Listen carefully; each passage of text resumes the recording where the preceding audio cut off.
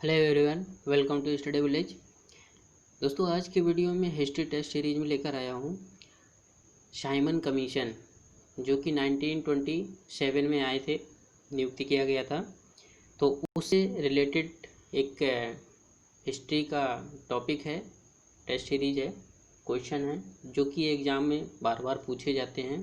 क्योंकि ये जो टेस्ट सीरीज है टॉपिक वाइज टेस्ट सीरीज है, जैसे कि अभी उसके पहले भी मैंने स्टार्ट किया था, जो जितने भी वीडियो हैं तो वो टॉपिक वाइज हैं। तो यहाँ पर आज का टॉपिक है साइमन कमीशन। तो साइमन कमीशन जो 1927 में आया था, उससे रिलेटेड ये क्वेश्चन है।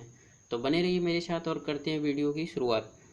तो यहाँ पर पहला क्वेश्चन आता है कि साइमन कमीशन भारत किस वर्ष आया। तो साइमन कमीशन भारत किस वर्ष आया, तो ये आया 28 में आता है। आया था 1928 में आया गया था ये, लेकिन इसकी नियुक्ति जो है नियुक्ति हो गई थी 1927 में। तो इंडिया में कब आया, ये 1928 में आया। इसका ऑप्शन सही होगा सेकंड। तो यहाँ पर पहले हम जान लेते हैं साइमन कमीशन था क्या। तो 1919 में एक एक्ट बना था, चेम्सफोर्ड एक्ट, जिसमें ये था कि हर 10 साल बाद इस एक्ट की समीक्षा की जाएगी। और इस समीक्षा में क्या है कि संवैधानिक आयोग के गठन का प्रावधान था कि 10 साल बाद एक संवैधानिक आयोग गठन किया जाएगा, और ये जो गठन होगा तो ये अधिनियम व्यवहार की समीक्षा करेगा। तो यहाँ पर हुआ क्या कि जो वहाँ के गवर्नमेंट थे ब्रिटिश की, तो वहाँ पर ये 1919 से लेकर के 10 साल, मतलब ये होना चाहिए था 1929 में। लेकिन क्या हुआ, इसका 2 साल पहले ही इसका नियुक्ति कर दी गई। और इसकी नियुक्ति जो की गई तो सर जॉन कमीशन की गई थी, जिनको इसका प्रेसिडेंट बनाया गया था। और इसमें 7 सदस्य कुल, साइमन कमीशन जो अध्यक्ष थे, इसमें से कुल 7 सदस्य। तो यहाँ पर क्या हुआ कि इसमें ये साइमन कमीशन जो भारत आया था, तो इसका मेन उद्देश्य यही था, जो भेजा गया था, कि जो अधिनियम व्यवहार है वो कहाँ तक सफल रहा, और इसका उत्तरदायी जो शासन की दिशा में ये कहाँ तक इसकी प्रगति हुई।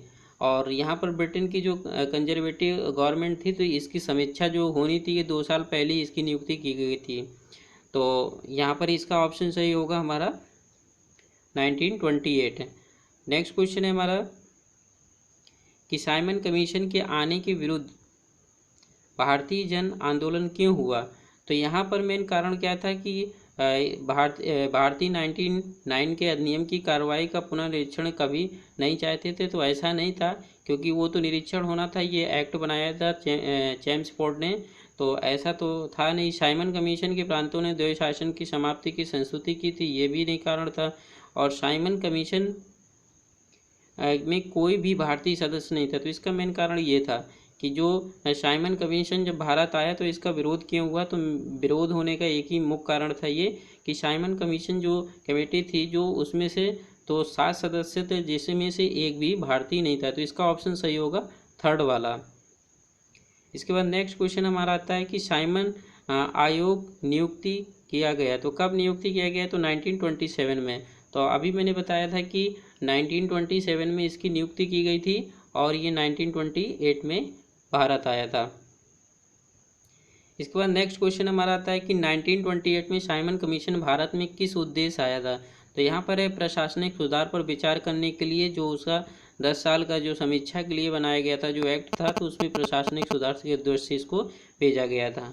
अब नेक्स्ट क्वेश्चन हमारा आता है कि भारत ने साइमन कमीशन का बहिष्कार किया था क्योंकि इसे भारत विभाजन हेतु बनाया गया था, या लेबर पार्टी का कोई प्रतिनिधित्व नहीं था। तो यहाँ पर देखा जाए तो उस समय लेबर पार्टी का प्रतिनिधित्व करते थे वहाँ के जो प्रेसिडेंट थे, क्लीमेंट इटली। तो इसमें वो लेबर पार्टी के वो क्या थे, नेता थे, और इसका कोई सदस्य भारतीय नहीं था। तो यहाँ पर इसका ऑप्शन सही होता है थर्ड वाला, क्योंकि इस कमीशन में क्या था कि कोई भी भारतीय सदस्य नहीं था। इसके बाद नेक्स्ट क्वेश्चन हमारा आता है कि निम्नलिखित में से साइमन कमीशन का एक कौन सदस्य उदारवादी दल का था। तो उदारवादी दल मतलब लिबरल पार्टी का था। तो लिबरल पार्टी में सर जॉन साइमन थे, क्योंकि मेजर इटली जो थे ये हमारे कंजर्वेटिव पार्टी के थे, लेबर पार्टी से थे, और ये भी लेबर पार्टी के थे। यहाँ पर सर जॉन साइमन थे, जो कि उदारवादी दल के थे। इसके बाद नेक्स्ट क्वेश्चन है कि किस के सुझाव पर भारतीयों ने साइमन कमीशन का बाहर रखा गया। मतलब साइमन कमीशन में भारतीयों को बाहर रखा गया, उसमें कोई भी भारतीय सदस्य नहीं था। किसके सुझाव पर? तो लॉर्ड डार्विन के सुझाव पर। तो इसका ऑप्शन सही होगा फोर्थ वाला। नेक्स्ट क्वेश्चन हमारा आता है कि निम्न वाक्य दिए हैं दो, यहाँ पर ए जो दिया है एक कथन दिया, आर उसका कारण दिया है। कथन ए, कांग्रेस ने साइमन आयोग का बहिष्कार किया था। कथन कारण ये है कि साइमन आयोग में कोई भी भारतीय नहीं था। तो यहाँ पर भारतीय ये सही नहीं लिखा हुआ है, भारतीय नहीं था। तो इसका ऑप्शन सही होगा पहला कि ए और आर दोनों सही हैं, क्योंकि बहिष्कार किया गया था। और आर सही व्याख्या है ए की। तो आर जो है वो क्या है, सही व्याख्या कर रहा है ए की। नेक्स्ट क्वेश्चन हमारा आता है कि साइमन कमीशन की सिफारिशों के संदर्भ में निम्नलिखित में कौन सा कथन सही है।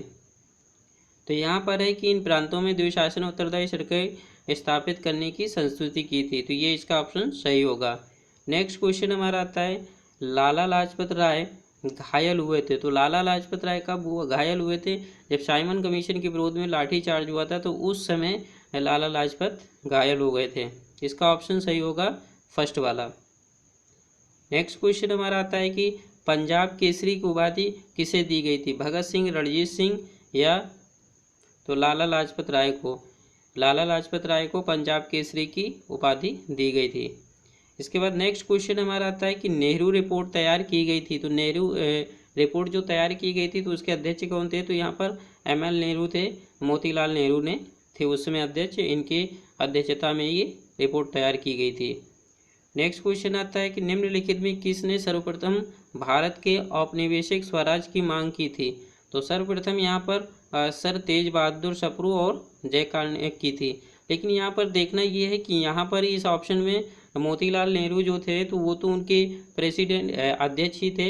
लेकिन यहाँ पर इसके साथ में क्वेश्चन में क्या है कि ऑप्शन में गोविंद बल्लभ भाई पंत इसमें लिखा हुआ है। तो ये इसलिए नहीं होगा, क्योंकि ये नहीं थे। तो यहाँ पर ऑप्शन इसका सही होता है हमारा थर्ड वाला। इसके बाद नेक्स्ट क्वेश्चन हमारा आता है कि निम्नलिखित में 1928 में इंडिपेंडेंट फॉर इंडिया लीग के गठन के संबंध में थे, कौन थे? तो ये चार ऑप्शन दिए हैं, जवाहरलाल नेहरू, सुभाष चंद्र बोस, आचार्य नरेंद्र और जयप्रकाश नारायण। तो इसका ऑप्शन सही होगा पहला, दूसरा, सी वाला। इसका ऑप्शन सही होगा सी। तो इसमें इसके जो हमारे ये इंडिपेंडेंस फॉर इंडिया लीग का गठन हुआ था तो उसमें से जवाहरलाल नेहरू और सुभाष चंद्र बोस उससे रिलेटेड थे। इनका पूर्ण स्वराज मांग की इसलिए इसको गठन किया गया था कि डोमिनियन से आगे बढ़कर पूर्ण स्वराज होना चाहिए। नेक्स्ट क्वेश्चन आता है मुस्लिम लीग के निम्नलिखित में से किस अधिवेशन में जिन्ना ने अपना 14 सूत्री प्रस्ताव पारित किया था, प्रस्ताव रखा था? तो इन्होंने किया था 1929 में। 1929 में क्या था, दिल्ली अधिवेशन में मुस्लिम लीग अधिवेशन हुआ था, उस समय ये प्रस्ताव किया गया था। इनका मांग ये था कि जो चुनाव होने चाहिए वो क्षेत्रीय आधार पे होना चाहिए, और जो नेहरू रिपोर्ट थी तो उनका मानना ये था कि संयुक्त चुनाव होना चाहिए। नेक्स्ट क्वेश्चन हमारा आता है कि कांग्रेस दल की शाखा ने जिस एक प्रमुख नेता को जवाहरलाल नेहरू थे इंडिपेंडेंस फॉर इंडिया लीग की स्थापना की, वह किसके विरोध में स्थापित की गई थी? तो यहाँ पर है नेहरू रिपोर्ट के विरोध में स्थापित की थी। तो मेनली नेहरू रिपोर्ट का क्या था कि मानना ये था, यहाँ पर देखो कंफ्यूज ये होते हैं, नेहरू रिपोर्ट जो है वो ML मोतीलाल नेहरू द्वारा तैयार की गई थी उनकी अध्यक्षता में। तो यहाँ पर इसका जो विरोध किया गया था, और जो इंडिपेंडेंट फॉर इंडिया लीग थी तो इसके जो लीडर थे तो यहाँ पर जवाहरलाल नेहरू थे, और इसके जो सचिव थे वो थे सुभाष चंद्र बोस थे। तो यहाँ पर इसके जो नेहरू रिपोर्ट तैयार हुई थी उसके विरोध में ये गठन की गई थी नेहरू रिपोर्ट।